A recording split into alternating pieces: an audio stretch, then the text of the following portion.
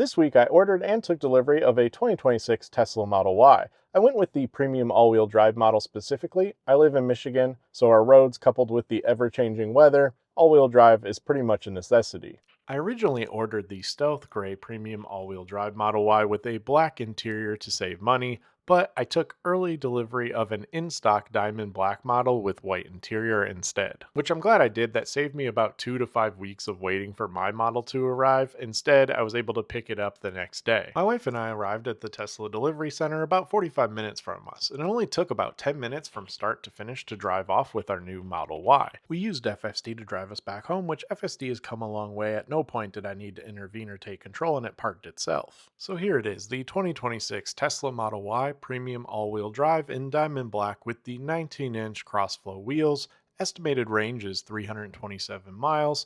This is the 5-seat interior configuration, not the optional 7-seater. I love the design aesthetic of the aerodynamic silhouette, highlighted by striking full-width LED light bars at both the front and the rear that deliver a distinctively futuristic presence. Speaking of the rear of the Model Y, let's check out the trunk while we're back here. It's an expansive rear trunk with plenty of storage, including massive side cavities on both the left and right side of the trunk for added storage as well. Then, of course, you have the hidden underfloor sub-trunk space that currently has the included home charger and the front license plate kit if needed. I really like the subfloor trunk because you can store additional suitcase luggage, etc., whatever you need in there. Of course, if you go with the 7-seater option, you will lose some of this trunk space to those added seats.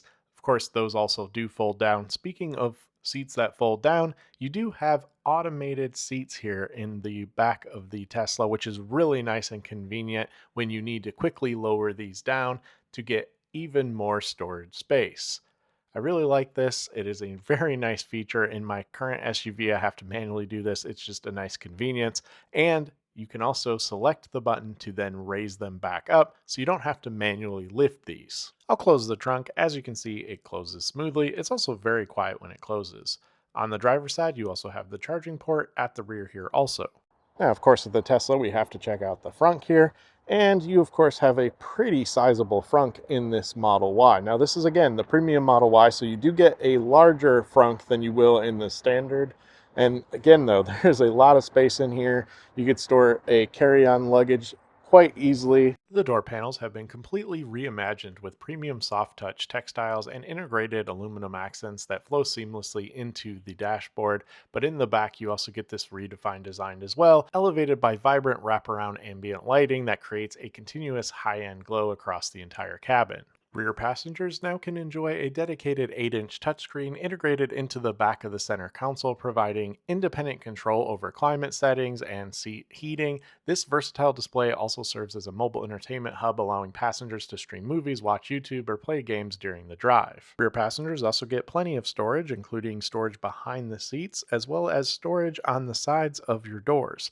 Now, I do have to say, as a 5'11" adult, I sit back here quite comfortably, and I could easily sit back here on a long trip with no issues. The expansive all-glass roof stretches from the windshield to the rear, creating an incredibly open, airy cabin that offers every passenger an unobstructed view of the sky. You don't get this in the standard Model Y, by the way, only in the premium or performance models. The premium and performance models also come with a nice little hook here in the back for a coat, for example, and a light. Also, there's 15 high-fidelity speakers, including a dedicated subwoofer and dual amplifiers to deliver a truly immersive studio quality soundscape throughout the cabin. You also get physical controls to adjust your seats, which you don't get in the standard Model Y. Inside this premium Model Y, you have heated and cooled seats, which I really appreciate. The seats are incredibly comfortable, especially for longer drives.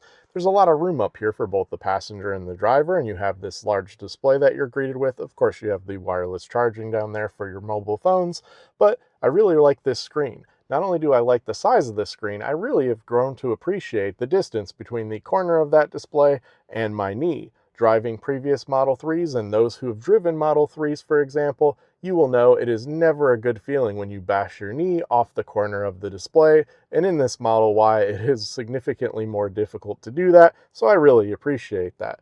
Anyways, up here in the front, you do have a few controls as the driver. Of course, with Teslas, a lot of your controls are all going to be primarily here, and it's easy to reach as you drive. You can see I still have the initial screen protectant here that came with the vehicle. I'm not going to remove that yet until I actually get a screen protector to replace. So for now, I want to keep this scratch free, and I'm just going to leave this plastic on there until I can get that screen protector. Oh, also, you get the versatility of changing the accent color of all of the lighting throughout the cabin, which is really cool. So, if you want to change it up day to day, you can, or you can just select your favorite color and go from there. One thing that's taking a little bit of getting used to for me is the drive controls on the actual touchscreen. So, to put it in drive, reverse, park, etc., you have to use the touchscreen, which is just a nuance to this Tesla. Of course, you have your cup holders, pretty standard here. Then you have what I call the abyss, this massive cavern here where you can pretty much throw, well, anything. A lot of space in there. I'll have to get some trays or something that will fit in here so it's more accessible as the driver or maybe as the passenger, so you don't have to reach way down in there, but there's plenty of storage in here. And you can of course close those for a sleeker, nicer look. And of course you have your center console, which inside the center console there is plenty of space. There's also a hidden USB-C port here that you can see. But overall, again, a lot of storage and a lot of space up here as both the driver and the passenger. And then of course you do have a glove box. And of course to open that glove box, you're gonna have to go into your car settings, and then you're gonna have to select the glove box button, which will then open your glove box. And then this will just go ahead and snap close there. And overall, that is how you access all the storage. Again, plenty of storage up here in the front. Now I'll have to purchase all-weather mats. As you can see, I'm already starting to make a mess down there for my shoes, but in the door panels you have some extra storage as well. And then we have our window controls as well as the button to release and open the door. There's also a lever here in case of like an emergency, for example, where you can easily also open the door.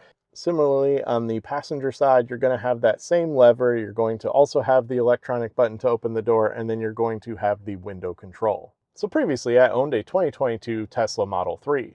I sold that and then moved into a larger SUV lease. That lease is ending, and we no longer have the need for a larger SUV. I looked at a variety of different vehicles, especially Rivian. I really like the Rivian R1S and R1T, but they're just simply not affordable for me at this time. Once you tweak the pricing, it ends up well over $1,000 a month, and I just can't justify that right now for a car payment. As much as I love them, not only that, Rivian was super nice, very helpful, approachable. The demos were great. I really enjoy what Rivian offers. I just wish they were more affordable. Now I know they have 2 more vehicles coming soon that are going to be more affordable. However, I really can't wait for those vehicles. I needed a vehicle now. So looking at the current market at a variety of manufacturers, I ultimately landed back with Tesla. The ordering experience, as I mentioned, was super smooth. No hiccups there. I had one hiccup actually, and it was actually fixed really quickly. There was a glitch that's kind of known, I think, in the Tesla app when you're going through your financing, and it just kept saying that, oh, something's wrong, try again later. And this is after I already accepted terms, so I had no idea what was going on. Contacted my local delivery center and they were able to resolve it very quickly. They just pushed the financing back to the app. So anytime you have an issue, I highly recommend trying to get a hold of your delivery center. While there isn't a phone number always listed on the Tesla website, all you have to do is like throw it into Google or Gemini and you'll find the phone number. And so just give them a call. They'll be able to push anything to your app that you need to finalize your order. So the ordering experience was very smooth, very fast, as I said. And then the delivery was even faster. I swear the 2 guys that helped us, they were super nice. I swear they probably drank like 10 Red Bulls that day before they helped us, but they were speaking a mile a minute. And I mean, they got us in and out of there. I think we were there for less than 10 minutes maybe to pick up the vehicle. So very quick experience. Really appreciate that coming from dealing with other dealerships over the years. I really appreciate that about Tesla. But overall, from that 2022 Model 3 that we had, moving into the Y, I immediately noticed how great the new suspension is in the Y. It rides very smooth. We have a lot of construction. We have, in Michigan, there's just potholes everywhere right now. And it rode incredibly smooth, but also incredibly quiet. There's very little road noise as you're driving in this with the audio off completely. It is a very silent and smooth ride. Again, this might be the honeymoon period still talking, but I am really happy with this Model Y. I'll have to check back in a few months and let you know how it's going and maybe give you an update a year or so from now to give you a full review. But if you have any questions, let me know in the comments down below. I look forward to that discussion, and as always, thank you for watching. Take care and stay safe.